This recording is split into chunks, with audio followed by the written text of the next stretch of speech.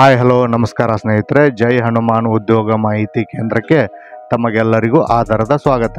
ಬನ್ನಿ ಸ್ನೇಹಿತರೆ, ಇವತ್ತಿನ ವಿಷಯ ಏನಪ್ಪ ಅಂದ್ರೆ ಕೇಂದ್ರ ಸರ್ಕಾರದಿಂದ ಸ್ಟಾಫ್ ಸೆಲೆಕ್ಷನ್ ಕಮಿಷನ್ ಮುಖಾಂತರ ಪೊಲೀಸ್ ಕಾನ್ಸ್ಟೇಬಲ್ ಹುದ್ದೆಗಳಿಗೆ ಅರ್ಜಿಯನ್ನು ಆಹ್ವಾನಿಸಿದ್ದಾರೆ. ಇದರ ಸಂಪೂರ್ಣ ಮಾಹಿತಿಯನ್ನು ನಾನು ನಿಮಗೆ ತಿಳಿಸಿಕೊಡುತ್ತೇನೆ. ಅದೇ ರೀತಿ ನೀವು ಇನ್ನೂ ಏನಾದರೂ ನಮ್ಮ ಚಾನಲನ್ನು ಸಬ್ಸ್ಕ್ರೈಬ್ ಮಾಡಿಕೊಂಡಿಲ್ಲಪ್ಪ ಅಂದ್ರೆ ಈಗಲೇ ಸಬ್ಸ್ಕ್ರೈಬ್ ಮಾಡಿಕೊಳ್ಳಿ. ಯಾಕಂದರೆ ಮುಂದೆ ಬರುವ ಎಲ್ಲ ಸರ್ಕಾರಿ ಉದ್ಯೋಗಗಳು ಹಾಗೂ ಸರ್ಕಾರಿ ಯೋಜನೆಗಳ ಮಾಹಿತಿಯನ್ನು ನಾನು ನಿಮಗೆ ತಿಳಿಸಿಕೊಡುತ್ತೇನೆ. ಬನ್ನಿ ಸ್ನೇಹಿತರೆ, ಒಟ್ಟು ಎಷ್ಟು ಹುದ್ದೆಗಳಿಗೆ ಅರ್ಜಿಯನ್ನು ಆಹ್ವಾನಿಸಿದ್ದಾರಪ್ಪ ಅಂದ್ರೆ 7565 ಪೊಲೀಸ್ ಕಾನ್ಸ್ಟೇಬಲ್ ಹುದ್ದೆಗಳಿಗೆ ಅರ್ಜಿಯನ್ನು ಆಹ್ವಾನಿಸಿದ್ದಾರೆ. ಇದರಲ್ಲಿ ಪುರುಷ ಮತ್ತು ಮಹಿಳಾ ಅಭ್ಯರ್ಥಿಗಳು ಇಬ್ಬರು ಅರ್ಜಿಯನ್ನು ಸಲ್ಲಿಸಬಹುದು. ಇದಾದ ನಂತರ ಈ ಹುದ್ದೆಗೆ ಅರ್ಜಿ ಸಲ್ಲಿಸಲು ನಿಮ್ಮ ವಿದ್ಯಾರ್ಥಿ ಏನಾಗಿರಬೇಕಪ್ಪ ಅಂದ್ರೆ ದ್ವಿತೀಯ PUC ಮುಗಿಸಿದಂಥ ಎಲ್ಲ ಅಭ್ಯರ್ಥಿಗಳು ಅಂದರೆ ಆರ್ಟ್ಸ್, ಸೈನ್ಸ್, ಕಾಮರ್ಸ್ ಮುಗಿಸಿದ ಎಲ್ಲ ಅಭ್ಯರ್ಥಿಗಳು ಅರ್ಜಿಯನ್ನು ಸಲ್ಲಿಸಬಹುದು.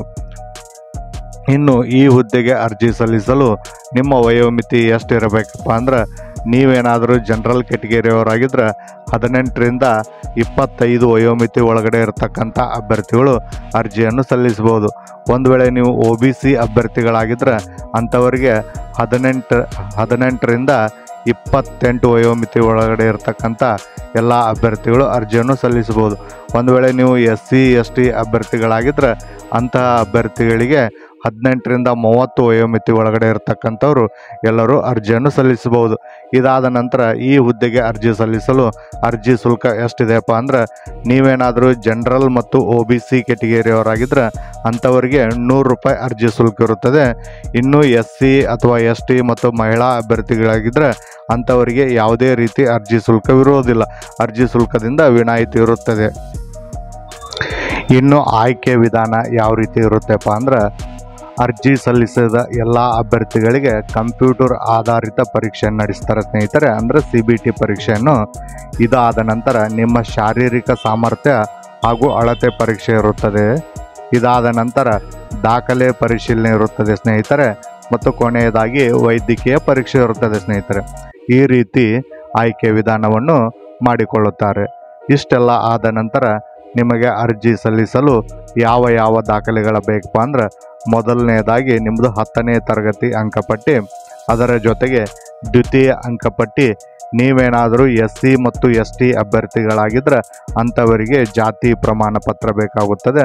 ಒಂದು ವೇಳೆ ನೀವು 2A ಕ್ಯಾಟಗರಿ ಅಭ್ಯರ್ಥಿಗಳಾಗಿದ್ದರೆ ಅಂಥವರಿಗೆ OBC ಸರ್ಟಿಫಿಕೇಟ್ ಬೇಕಾಗುತ್ತದೆ. ಮತ್ತು ಅದರ ಜೊತೆಗೆ ನಿಮ್ಮ ಆಧಾರ್ ಕಾರ್ಡ್, ಒಂದು ಫೋಟೋ, ಒಂದು ಸಿಗ್ನೇಚರ್, ಇಷ್ಟೆಲ್ಲ ದಾಖಲಾತಿಗಳನ್ನು ರೆಡಿ ಮಾಡಿಟ್ಟುಕೊಂಡು ನೀವು ಅರ್ಜಿಯನ್ನು ಸಲ್ಲಿಸಬಹುದು. ಇನ್ನು ಅರ್ಜಿ ಸಲ್ಲಿಸಲು ಕೊನೆಯ ದಿನಾಂಕ ಯಾವಾಗೆಂದರೆ ಸ್ನೇಹಿತರೆ 21 ಅಕ್ಟೋಬರ್ 2025 ಅರ್ಜಿ ಸಲ್ಲಿಸಲು ಕೊನೆಯ ದಿನಾಂಕವಾಗಿರುತ್ತದೆ. ಅದರ ಒಳಗಾಗಿ ನೀವು ಅರ್ಜಿಯನ್ನು ಸಲ್ಲಿಸಿಕೊಳ್ಳಿ.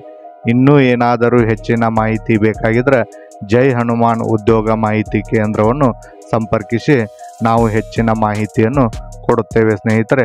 ಈ ವಿಡಿಯೋ ನಿಮಗೇನಾದರೂ ಇಷ್ಟವಾಗಿದ್ದರೆ ನಿಮ್ಮ ಸ್ನೇಹಿತರಿಗೆ ಶೇರ್ ಮಾಡಿ ಮತ್ತು ಅದೇ ರೀತಿ ಒಂದು ಲೈಕ್ ಕೊಡಿ, ಸಬ್ಸ್ಕ್ರೈಬ್ ಮಾಡಿ ಸ್ನೇಹಿತರೆ. ಇಲ್ಲಿಯ ತನಕ ವಿಡಿಯೋ ನೋಡಿದಂಥ ಎಲ್ಲರಿಗೂ ಧನ್ಯವಾದಗಳು.